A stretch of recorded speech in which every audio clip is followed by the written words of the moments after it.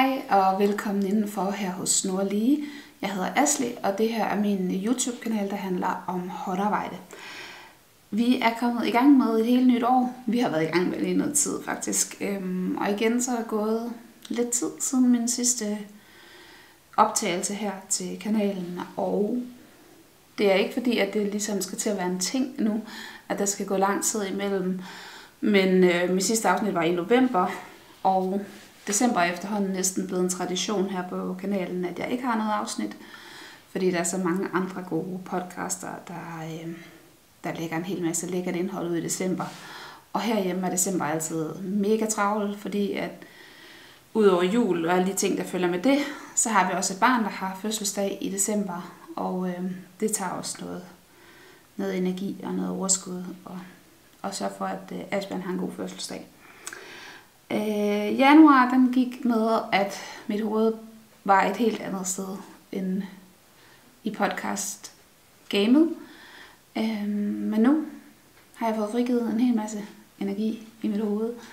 Og så glæder jeg mig til at komme i gang med at vise lidt frem igen. Fordi det er jo ikke fordi, jeg ikke laver ting. Bare fordi, altså håndarbejdsting. Bare fordi jeg ikke får dem vist frem herinde eller på Instagram på den sags skyld. Håndarbejdet er der ligesom altid. Det er en konstant. Det følger mig som en god ven. Det er der for mig, når jeg har masser af energi, og også når jeg ingen energi har. Så der er en masse at vise frem. Derfor har jeg besluttet mig for, at nu her, der laver jeg ikke 1, men 2 afsnit, som så kommer sådan relativt kort tid efter hinanden. Så jeg har ligesom lavet 2 almindelige afsnit, i stedet for at lave et, der er mega langt. Så bider jeg den over i 2 dele. Her i det første af de her 2 afsnit, der skal det blandt andet handle om nogle gaver, jeg var så heldig at få til jul. Så har vi en opfølgning på en føljeton, jeg har haft over på Instagram om noget grønt garn. Og hvis I har fulgt med i stories derovre, så ved I, hvad det handler om, og ellers så skal jeg nok opklare det senere her i udsendelsen. Så har jeg et færdigt hækleprojekt at vise frem, og til sidst i afsnittet, der er der se og strik tilbage. Og så er der selvfølgelig også alt det løs. Skal vi gå i gang?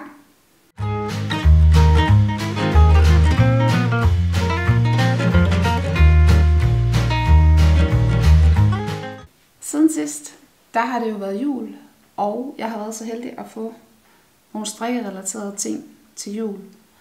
Og det er også efterhånden sådan med min ønskeliste til jul, at den primært består af strikkerelaterede ting og praktiske ting her til hjemmet.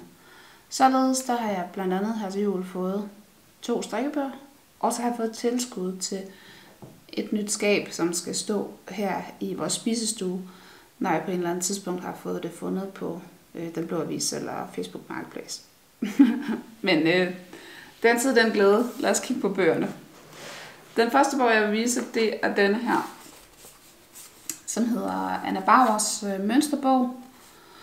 Den er lavet af hende her forfatter eller strikkedesigneren, som også har skrevet de 2 bøger om hønsestrik, som jeg ved tidligere lejlighed har vist frem her på kanalen også.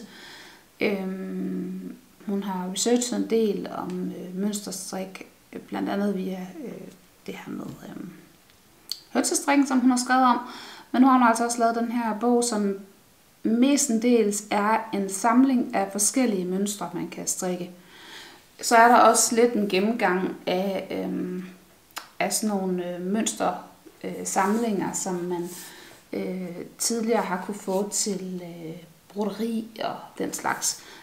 Det skriver hun også lidt om, sådan, hvordan det ligesom har været en ting tidligere. Og det er også sådan layoutmæssigt dem, hun er inspireret af, kan man se inde i bogen. For eksempel sådan her. Og så er der sådan nogle skal det være sådan, jeg kan finde et godt eksempel på det. Sådan lidt hvad skal man sige, Art Nouveau-agtigt udtryk over nogle af tingene, hvor hun jo ligesom går tilbage og henter inspirationen fra de her gamle mønsterhæfter. Altså for eksempel sådan nogle som som de her. Og det er jo egentlig broderimønstre, men derfor kan man jo godt bruge dem til strik også. Bogen er på svensk. Den er ikke kommet på dansk endnu, så vidt jeg er orienteret. Det kan være, den gør det. Hendes 2 bøger om hønsestrik er kommet på dansk. Så hun har et marked her i Danmark, så det kan sagtens være, at den kommer på dansk. Det synes jeg bare ikke lige, at kunne vente på.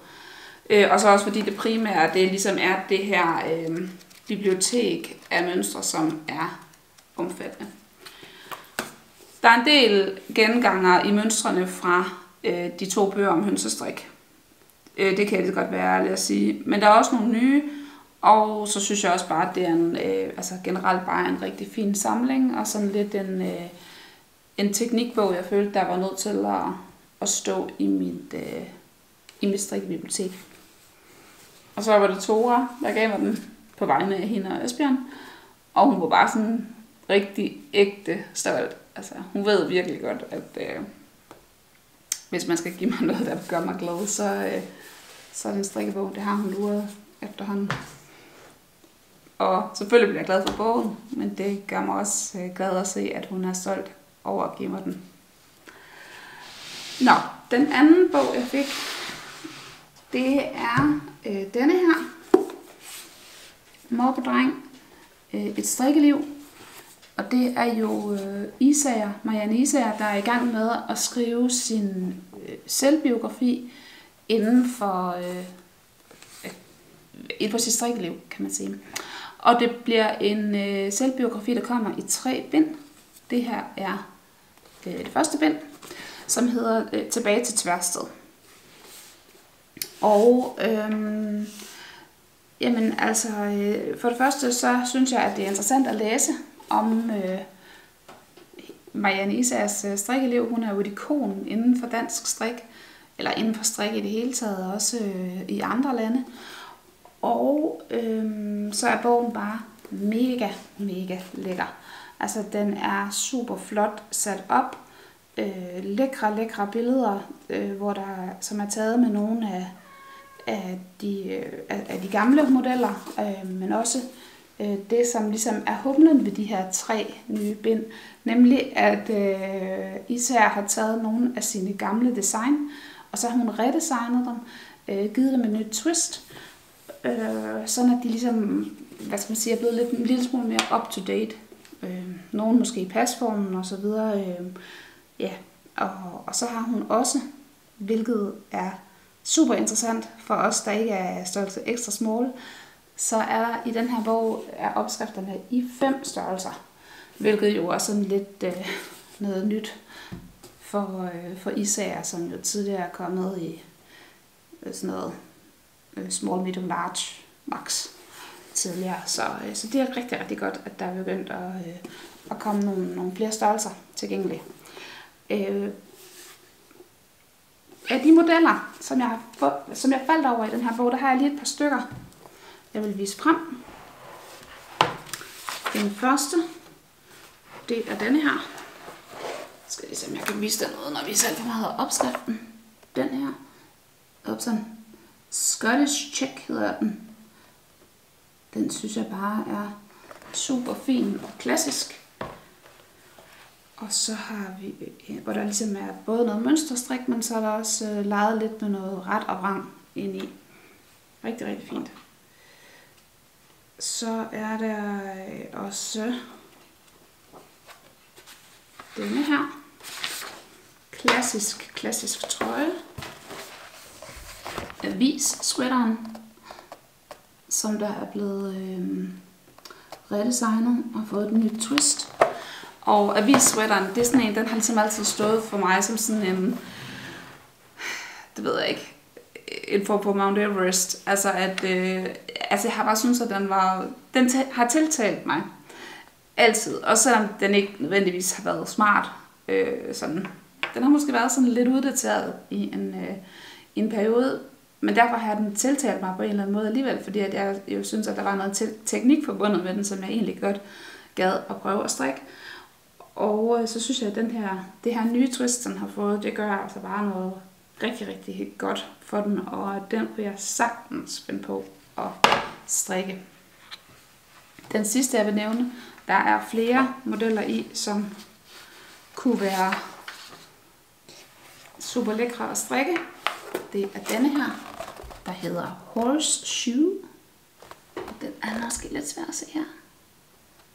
Der kan I vist bedre se, at det er sådan en med nogle snoninger og noget zigzag-halløj. Det ligner noget, som kunne være sjovt og udfordrende at kaste sig ud i. Man kan sige, at det eneste minus ved den her bog, det er, at mange af tingene, de her mønsterstrikkede sweatre og snogningerne her, der er ikke lavet diagrammer til dem. Det er bare beskrevet i tekst, hvordan man skal gøre. Og altså, jeg ved godt, at hjerner fungerer forskelligt, men min hjerne er ekstremt visuelt orienteret. Så det her med at sidde og læse sådan en rigtig lang linje med forskellige instrukser til, hvad man skal i løbet af den linje, det synes jeg faktisk er lidt udfordrende. Der fungerer det bedre med et diagram for mig. Men når det er sagt, så skal det ikke afholde mig fra at få en af de her trøjer, hvis jeg nu beslutter mig for, at det er det, jeg skal i gang med at strikke. Men derfor kunne det godt være alligevel sådan en lille opfordring til strikdesigner at tænke over, at hjerner fungerer forskelligt, og nogen kan godt lide diagrammer, og nogen kan godt lide tekst. Ja. Bog 2 i den her serie er udkommet. Den hedder Ud i verden, og den kom i slutningen af sidste år, og handler om nogle af de her af den periode af Isærs strikkeliv, hvor hun er meget inspireret af andre kulturers sådan æstetik. Den ønsker jeg mig også.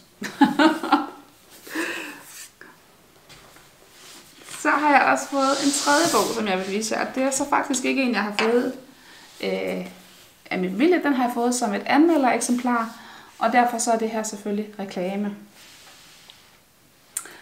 Fordi lige før jul, så kom den her nye hæklebog, som er skrevet af Jeanette Bøhlund Bentzen, eller Air Crochet, som vi også kender hende som, eller tidligere end det, Lutter Idyll. Og hun har simpelthen skrevet den her bog, som er en hæklet glimmerverden, hedder den, og der er fuld smadder på glimmer og pasteller, og alt sådan girly, eventyragtigt univers.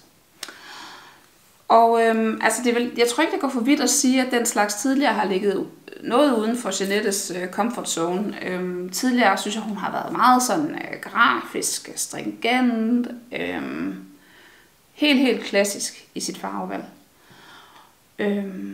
Men ifølge forordet i bogen her, så er hun simpelthen blevet inspireret af sit yngste barn, en datter, til at kaste sig ud i det her med det eventyrlige univers og forsøge sig med pasteller og glimmer.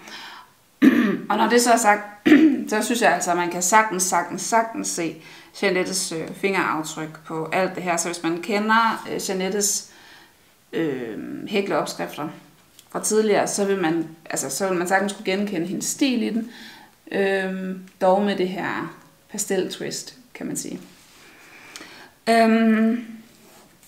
Tora, hun blev ret hurtigt interesseret i den her bog, fordi at hun er nemlig også til alt, hvad der involverer glimmer og pastel og indjørning og alt muligt. Derudover så har hun lige nu en fimmel med kæpheste. Og i den her bog, der er der jo tilfældigvis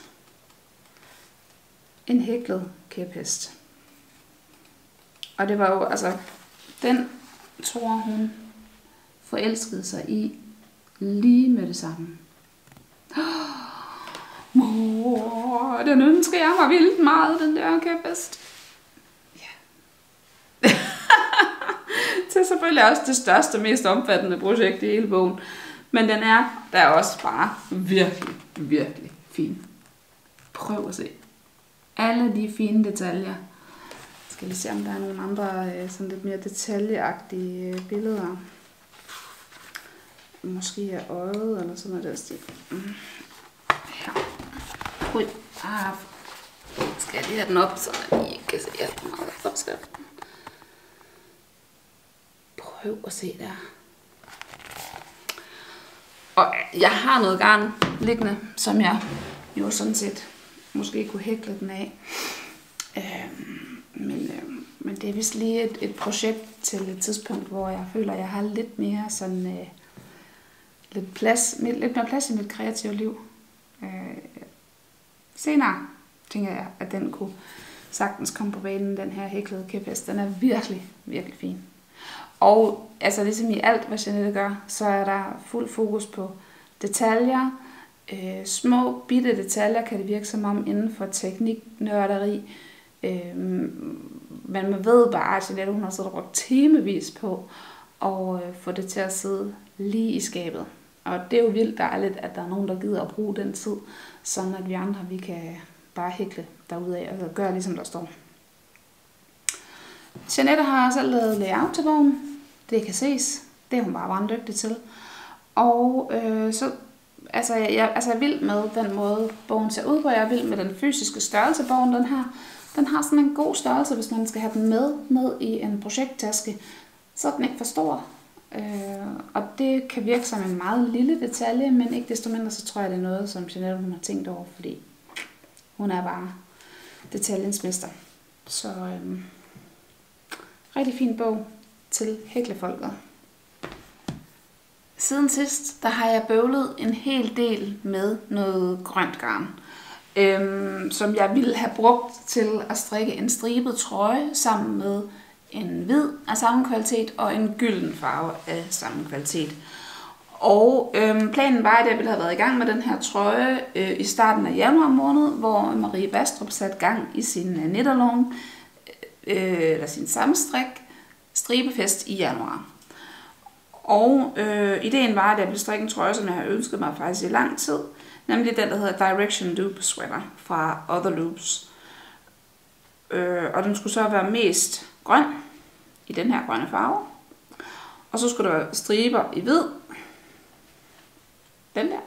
Og så indimellem skulle der være en gylden stribe. Det var ligesom ideen. Marie havde så advaret mig om, at den her grønne farve smittede en del af i vask. Fordi hun har nemlig købt noget ved den samme producent, som var tykkere, men samme farve. Så derfor så tænkte jeg, okay, godt hun har sagt det. Jeg må hellere lige skylle det op, inden jeg går i gang med at strikke af det.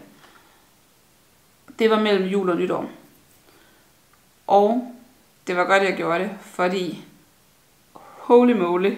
Altså, jeg har aldrig nogensinde set noget lignende. Det smittede så vanvittigt meget af. Jeg tog nogle billeder undervejs i processen med min telefon. Egentlig ikke med det formål at vise dem frem herinde. Men nu hvor jeg har dem, så tænker jeg, at I lige kan få lov til at se dem sådan lidt løbende undervejs. Så I ved, hvad det er, jeg taler om. Den første aften, der skyllede jeg nok garnet omkring 10 gange eller sådan noget. Og jeg centrifugerede det i min centrifuge mellem hver vask. Altså det vil sige ikke at slynge det i vaskemaskinen, men jeg har sådan en centrifuge, som bare kun slynger garnet og får vand ud af det. Det første billede, som jeg lige kan sætte ind her, det er skyllevandet ved den første skyldning. Prøv at forestille dig, at jeg ikke havde vidst det her, og bare strikket min trøje med grønt og hvidt garn, og så puttet den ned og lagt det i blød sammen. Altså den trøje havde jo været ødelagt så. Næste billede, jeg kan vise, det er efter 6. og 7. skyldning. Og efter det, der stoppede jeg simpelthen med at tage billeder for den aften. Og jeg skrev også til producenten og spurgte om det ligesom var meningen, at det skulle gøre sådan her, det her garn. Fordi at, det synes jeg da godt nok var voldsomt. Og altså jeg har tænkt en del over, om jeg skulle fortælle, hvad det er for en producent, fordi jeg er faktisk ikke interesseret i på den måde at hænge nogen ud. Men omvendt så fortæller jeg også glad og gerne, når jeg har noget positivt at sige. Så på en eller anden måde, så tænker jeg, at så må man også kunne fortælle det, når man ikke har Og når man har noget, der ikke er sådan super godt at fortælle. Og udover det, så tænker jeg, at det heller ikke er særlig svært for jer at finde frem til, hvor det her garn kommer fra, i og med, at jeg har fortalt om det tidligere her på kanalen. Så, garnet det er fra det, der hedder Oslo Mikrospinderi, og jeg har købt det i april måned, da Marie Bastrup og jeg var i Oslo for at være til strikkernes marked. Det er den kvalitet, der hedder Oslo uld, og farven er den, der hedder mørk mojito. Oslo ulden er en blanding af norsk uld og silke, og det er mega lækker garn. Så altså selve garnkvaliteten færler ikke noget. Der må være noget med den her specifikke farve. Men jeg skrev til producenten jo så. Og de vendte faktisk også rimelig hurtigt tilbage på min henvendelse og sagde, at det var normalt, at der var farveafsmætning på især mørke farver. Og det var normalt, at der forekom overskudsfarve. Så spurgte jeg så, okay, men hvor mange gange vurderer I så, at det her garn skal skylles? Fordi det er som om, at det ikke rigtig bliver bedre nu her efter 6. og 7. vask. Altså der var bare stadigvæk super meget overskudsfarve i garnet. Så rådede de mig til at lægge garnet i et eddikebad, og fordi at det kunne være fordi, at vores vand havde for høj pH-værdi. Og så derefter skulle jeg så skylle det med uldvaskemiddel igen. Rådet med eddike, det fik jeg også af rigtig mange andre, dengang jeg klædede min nød ud på Instagram. Jeg har ellers aldrig sådan rigtig benyttet, jeg har hørt eddikerådet før, jeg har bare aldrig benyttet mig af det, fordi jeg har aldrig haft behov for det. Det har aldrig været en situation, jeg har stået i før, at noget garn har smittet så vanvittigt meget af, at det simpelthen ikke tilsyneladende kan skylles ud, det overskudsfarve, der er. Jeg har nogle gange haft noget plantefarvet garn, som måske lige skal skylles sådan 2-3 gange for at komme af med restfarve, men aldrig noget i den her kaliber. Men altså okay, jeg tænkte, nu er der så tilpas mange, der har sagt det. Jeg må jo give det et skud, og jo også producenten selv. Så jeg putter, selvom at vi har altså ikke hårdt vand her, jeg vasker jo alt mit strik og alt mit garn i det samme slags vand, og der er ikke problemer med det. Men fair nok, jeg giver det skud med eddiken. Og jeg lægger det i blød med eddikevand. Og her kan I se et billede af, hvordan vandet ser ud. Og jeg når faktisk at tænke, hold da kæft, det virker rent faktisk det her. Det skal så også siges, at i det her vandbad, der har jeg nok, hvad der minder om en kvart flaske eddike eller sådan noget. Altså det vil sige, en kvart liter eddike nede i det her bad. Og som jeg kunne forstå på andre, så var det ligesom meningen, at man bare skulle putte skvæt i, men det hjalp ingenting. Så tænkte jeg, at jeg må tilføje noget mere. Og så var vandet faktisk også sådan relativt klart, efter at jeg havde gjort det. Da jeg så har hævet garnet op af eddikevandet, og så skal skylle det med uldvaskemidlet, så ser vandet sådan her ud igen. Det blev lysegrønt igen. Og der må jeg sige, at der blev jeg altså virkelig træt. Jeg skrev til firmaet, og jeg skrev også, at jeg ikke var tilfreds. Og det har de så ikke svaret på. Og det var der mellem jul og nytår, at jeg skrev til dem sidst. Jeg har ikke hørt fra dem siden. Til gengæld så har der været sindssygt mange af jer, som jeg er venner med på Instagram, som har været mega engagerede og mega gode til at råde mig til alt muligt, og i øvrigt også bare sådan hæppe og komme med moralsk support. Så det har været virkelig fedt.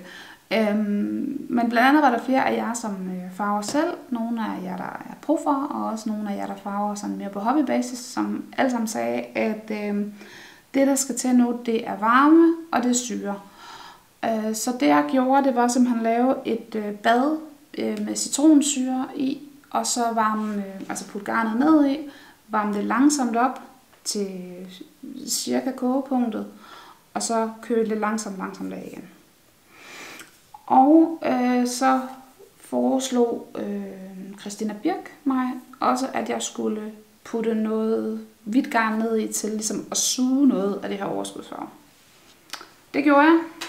Jeg havde et fedt hvid noget merinoul, jeg havde på et tidspunkt købt, som jeg puttede ned i. Det kom til at se sådan her ud. Altså, der har været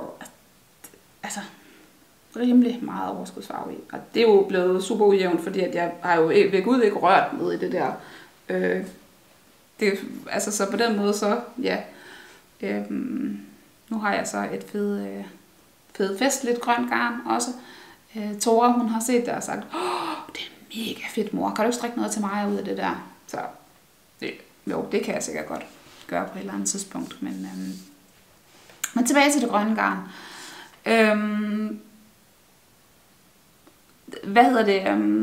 Vandet nede i gryden efter den her manøvre var faktisk klart. Og det, som det også fremgår af det billede her, jeg sætter ind nu. Men så tænkte jeg, okay, nu prøver jeg lige en sidste gang at vaske det med uldvaskemiddel, eller lægge det i blød med uldvaskemiddel igen. Og så lægger jeg lige sådan en lille hvid prøvedusk her ned i, for at sikre mig, at det ikke aftager farve, grøn farve. Og altså jeg ved ikke, om I kan se det på det her billede. Jeg kan godt se, at det er lysegrønt.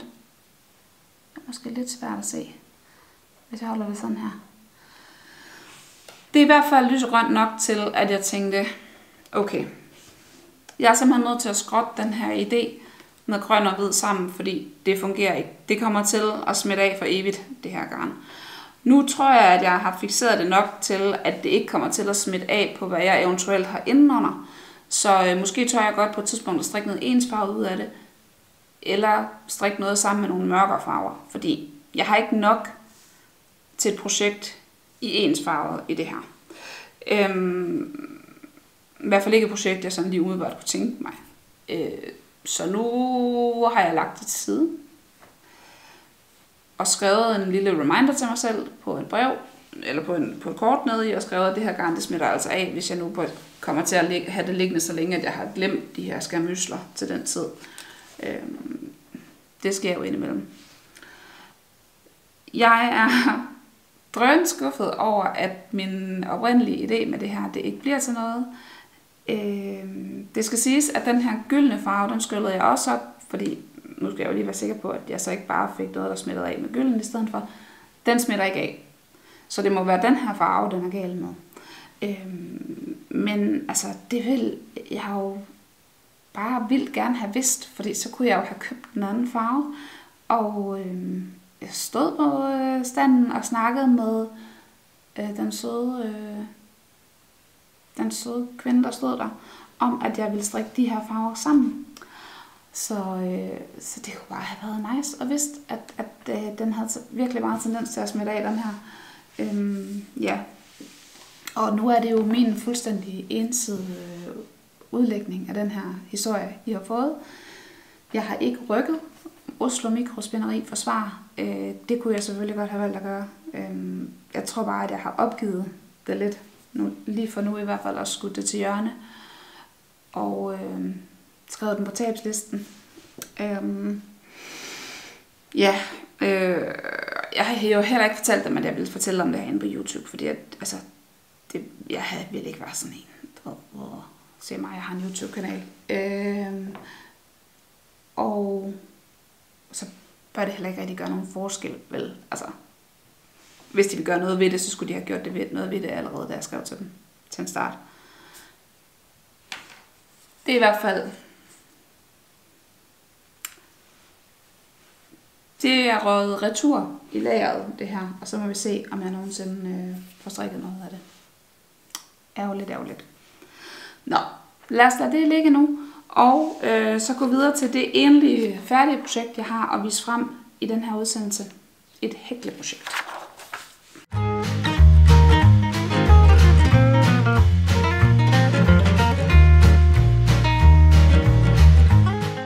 Som jeg nævnte i starten af udsendelsen, så har Asbjørn fødselsdag i december måned, og han er sådan en slags barn, der aldrig rigtig ønsker sig noget. Man hører ham aldrig sådan sige, men jeg kunne faktisk godt tænke mig det og det, eller gider jeg havde bla bla bla, et eller andet. Og det er selvfølgelig et kæmpe ilandsproblem, det ved jeg godt, og det er svært at købe gaver til sit barn. Men ikke desto mindre sådan en problematik, vi står overfor, altså sådan cirka hver gang han skal have en gave.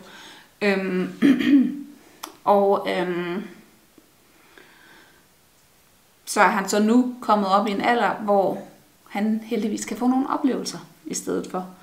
Så i fødselsdagsgave, der fik han, at vi skal i teateret og se Sallys far. Og jeg der ikke ved, hvem Sallys far er, så er han en børnebogskarakter. Altså en efterhånden sådan en rimelig lang serie af børnebøger, som handler om Sallys far, Sally og Sallys lillebror Eddie. Og Sallys far, han er sjov, og han er pinlig, og han er barnlig. Der viser bare nogle forskellige her. En, hvor han er YouTuber, og han er syg, pinlig, og han kan selv.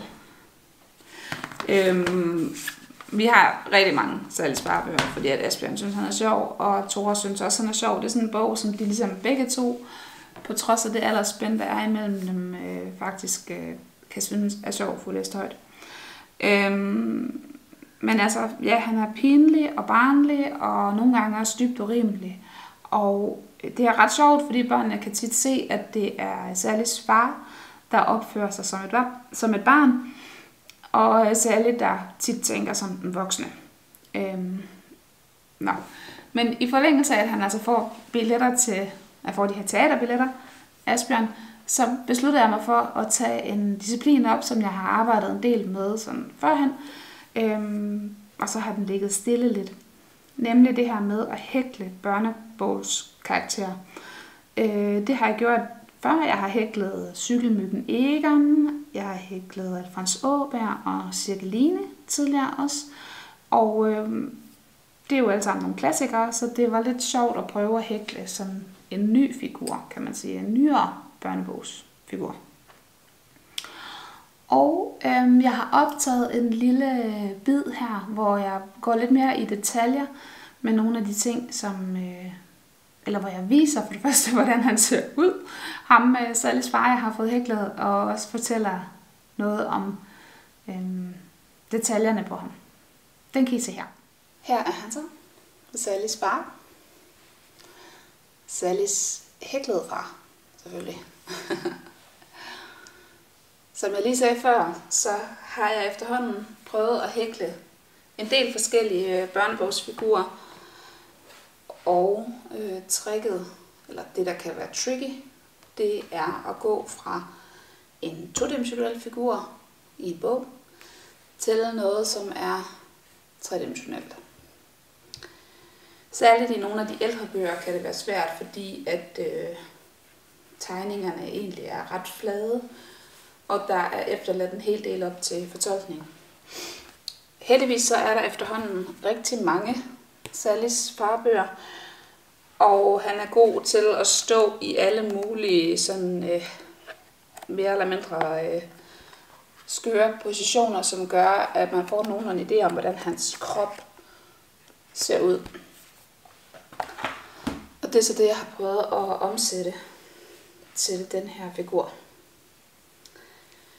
Der var nogle fokuspunkter for mig, kan man sige, som var det, jeg arbejdede med at få til at være mest vellignende. Blandt andet hans ben, som jo er sådan nogle meget, meget lange, tynde stankelben.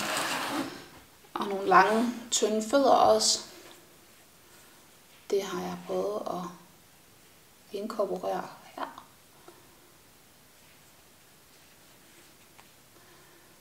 Broderet efterfølgende en lille stikning på cowboybukserne op. Og altså, kroppen er sådan set startet hernede under foden, og så den hæklet i en del helt op til halsen. Så det er selvfølgelig også lige at finde ud af, hvordan man lige får det gjort. Men altså, det der kan være tricky, det er det der med at få startet på noget, der har den rette dimension, sådan at resten af kroppen også får den rette dimension. Men jeg synes egentlig, når man først er kommet derud af og kan se, okay, de her ben, det skal nok blive godt nok, og fødderne også, så synes jeg egentlig, det har været sådan nemt nok, eller relativt nemt nok, at få lavet resten af kroppen og halsen. Et andet fokuspunkt for mig har været, at han skulle have sådan en sort heavy band t-shirt på, fordi det har han på alle billederne af ham. Og det er altid sådan nogle bands, som er noget, de forfatterne her, Thomas Brunstrøm og tegneren Torbjørn Christoffersen, har fundet på, formoder jeg, og virkelig hygget sig med at finde på. Vores tanke var, at Asbjørn Sallis far, han skulle selvfølgelig have en eller anden form for band t-shirt, som relaterede sig til Asbjørn. Og derfor er der kommet til at stå Donnerwetter, som jo er sådan en form for tysk udbrud, når man synes, at noget er sådan lidt pokkers, eller sådan. Og ikke fordi, at der er så meget, der er pokkers ved Asbjørn, udover muligvis hans energiniveau. Og derfor så,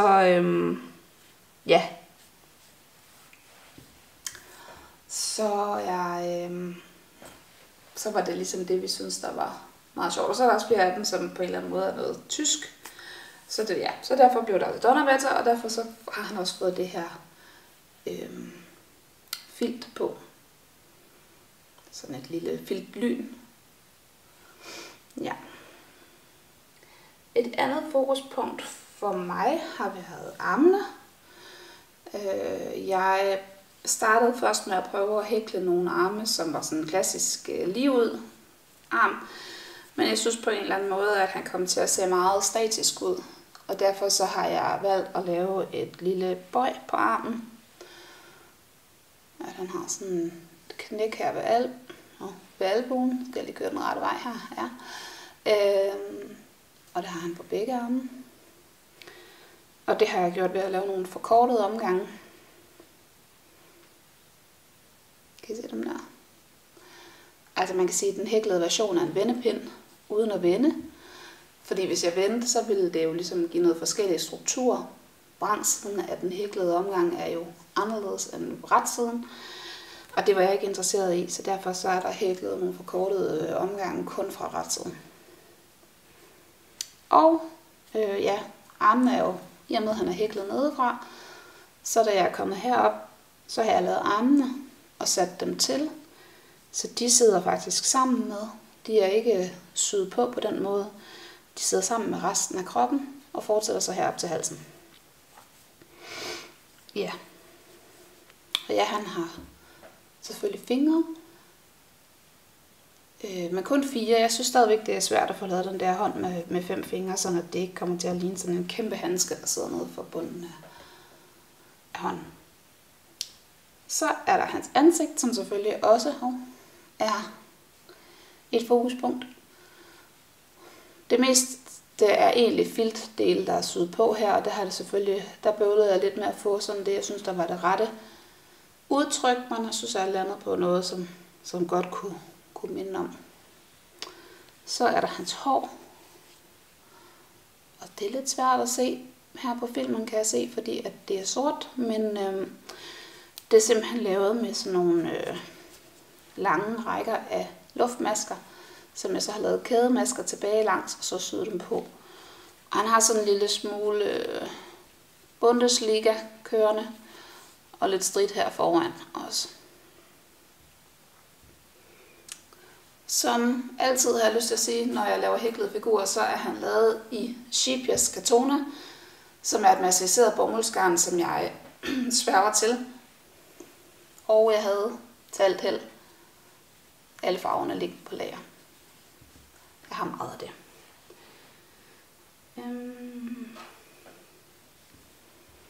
Ja, det var Sallys far. Jeg håber, I synes, at det var lidt sjovt at se lidt detaljer på ham. Det var Sallys far, Og han er det eneste færdige projekt, jeg kommer til at vise frem i det her afsnit. Til gengæld så har jeg haft en opstartsenergi her på det sidste. Og altså sådan virkelig haft energi til at gå i gang med nogle projekter. Og der er dels startet nogle nye op, og så har jeg også arbejdet på nogle af dem, jeg havde i gang i forvejen. Så dem kommer jeg lige til at vise her i den næste del, der handler om, hvad jeg har mellem hænderne.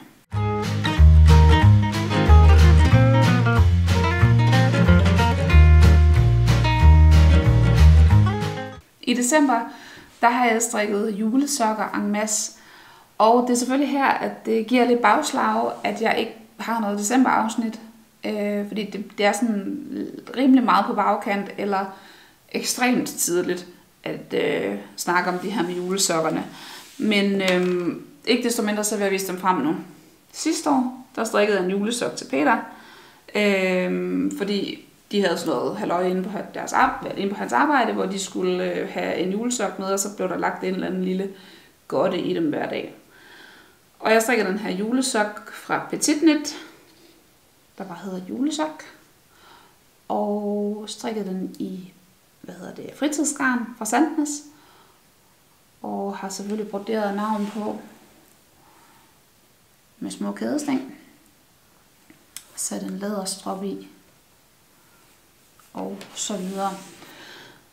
Så sidste år til jul besluttede jeg mig for, at vi andre også skulle have en julesok. Og derfor strikkede jeg på julesokker. Sådan at de er ikke blevet helt færdige. De er strikket, de er filtet, men de er i gang i den forstand, at de alle sammen mangler at få broderet navn på. Men jeg strikkede en til mig selv. Så strikkede jeg en til Asbjørn. Så strikkede jeg en til Tora. Og så havde jeg jo en frygtelig masse rester fra alle de her sokker her. Så derfor strikkede jeg også en stribet en til Bandit, vores kat. Fordi, hvorfor ikke? Og jeg fik mulighed for at bruge næsten alle resterne. Så det var sjovt at strikke striber og regne ud, hvordan man lige skulle få det gjort, sådan at man ikke kører tør undervejs.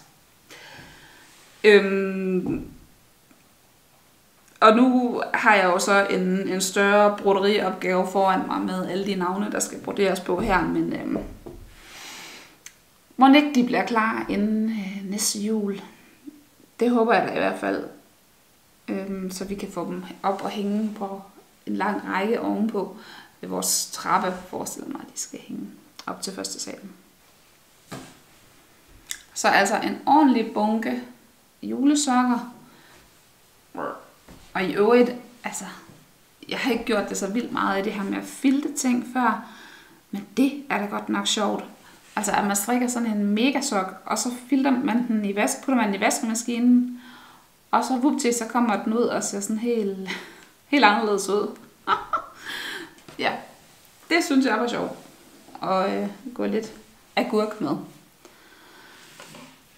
Så har jeg også strikket lidt videre på et projekt, som jeg har vist frem før. Jeg har vist den helt spæde opstart af det frem. Nemlig min Coco Jeanette fra Skabagtig. Og det er jo altså det her projekt, hvor jeg har alt garnet i sådan 3 poser her ved siden af, fordi at der er sindssygt mange tråde i gang på en gang. Så hvis ikke det skal gå fuldstændig båndsalat i den, så er jeg nødt til at have dem styret på den måde der.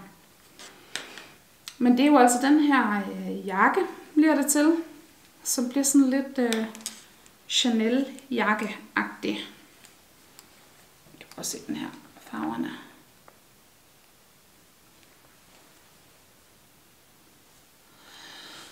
Og nu er jeg jo kommet derned, hvor jeg har fået samlet det under armene, og nu strikker jeg frem og tilbage på et mega langt stykke. Jeg strikker den i børstet alpaka. Det er ligesom basistråden. Børstet alpaka fra Sandnes. Den der. Og så har jeg den her følgetråd med, som hedder Make It Tweed. Som er sådan, giver tweed-effekt til det. Det er den ene tråd. Så er der den mørke tråd, som er en Javol strømpegarn. Så er der et strømpegarn, jeg har købt over på Recraft.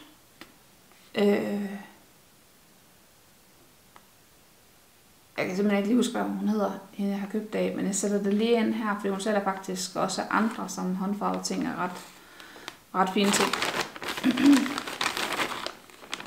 Så er der en mega flot grøn en her med tweed nister i. Så det er ligesom den mørke farve, og så er der den her lyse farve, som er et strømpegarn, især strømpegarn i mint. Så er der en mega pink, som er fra Chaos Yarn, dengang hun lavede håndfarvegarn, som jeg på et tidspunkt har fået i sådan en yarnswap. Mega fedt at få det i brug, fordi det er sygt pænt. Og så er der denne her, sådan røde, orange, poppy-agtig farve, som jeg på et tidspunkt har købt som sådan noget rest halløj hos Anita's World. Ja. Så,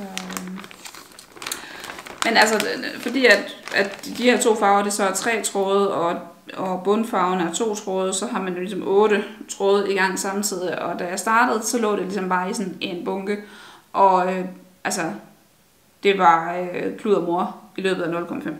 Så nu er der sådan lidt styring på det, så kan jeg bare sådan rykke poserne ud ind imellem hinanden, frem for 8 nøgler garn, jeg skal have viklet ud. Jeg tror, det bliver godt. Den er rimelig sjov at strikke. Det er vævestrik, som jeg ikke har prøvet før. Så det er sjovt at komme og prøve det. Og ja, det, den fik lige en ordentlig tur, og så har den ligget stille lidt igen, fordi så skulle jeg jo lige strikke julesokker, og så skulle jeg lige strikke noget andet også. Og sådan. Men det skal da være klar her til foråret. Det er da oplagt i hvert fald. Sådan der.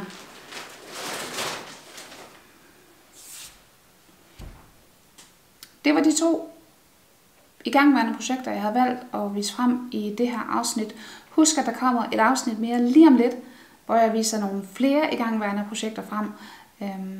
Men i det her afsnit, der skal vi videre til se og strikke.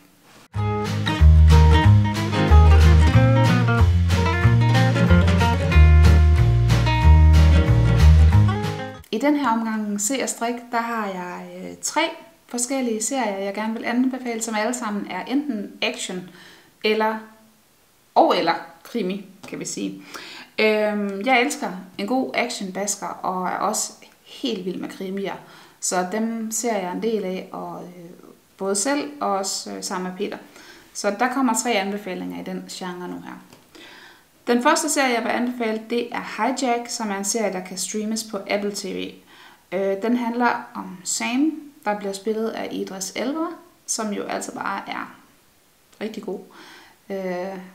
Det er ham fra Luther, hvis der ikke lige ringer en klokke, som jo også bare virkelig er en god serie, som i den grad kan anbefales, hvis ikke du allerede har set den. Men i den her serie, der spiller Idris Elba som sagt Sam, som er business negotiator, kalder de det. Altså en form for professionel forhandler, er det vel. Og han havner så på et fly, der bliver kapret på vej fra Dubai til London.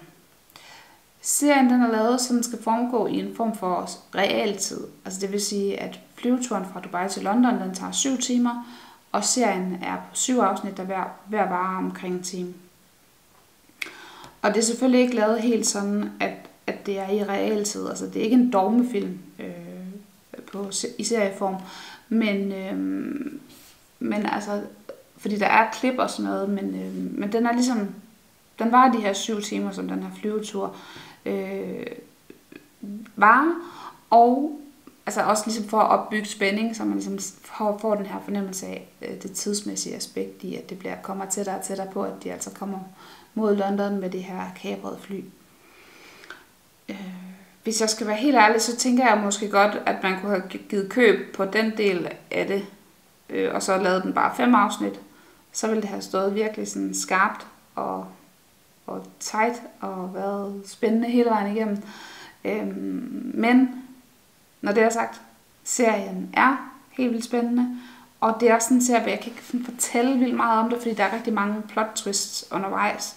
Så hvis jeg sådan går i gang med at fortælle helt vildt meget om det, så kommer jeg bare nemt til at afsløre noget. Men altså, hvis du også godt kan lide en god, effektiv action-serie, så er det her helt klart et bud på det. Den næste serie, jeg vil anbefale, det er en, der kan streames på DRTV. Den hedder Pigerne fra Englandsbåden, og det er en filmatisering. Hedder det stadigvæk filmatisering, når det er en serie? I ved, hvad jeg mener. Altså, det har tidligere været en bog, og nu er det så en serie. Og bogen er skrevet af Lone Theis, og serien handler om en journalist, der hedder Nora Sand, som er flygtet hjem til Nordsjælland, efter hun er kommet lidt i midten af en skandale i København i forbindelse med sit arbejdsliv, og hun er kommet lidt i uføre, kan man sige. Så bliver hun sådan lidt, deporteret hjem til Nordsjælland. Og her kommer hun jo selvfølgelig næsten med det samme på sporet af en gammel uopklaret sag fra 80'erne om 2 piger, der forsvandt på en tur til England med deres håndboldhold. Og det er sådan en... I klassisk krimistil, så er politiet fuldstændig uduelige og har mere travlt med at dække over deres egne fejl, end at hjælpe med den nærværende sag.